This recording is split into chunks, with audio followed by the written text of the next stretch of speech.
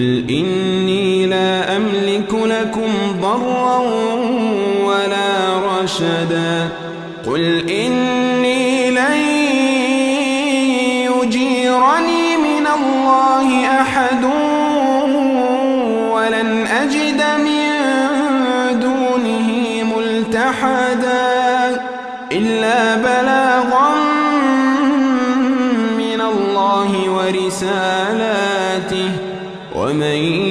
يعص الله ورسوله فإن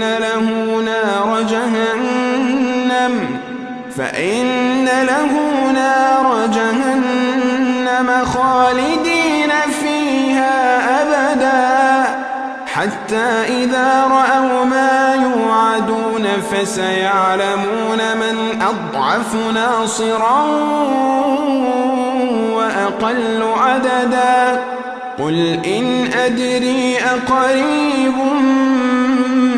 ما توعدون أم يجعل له ربي أمدا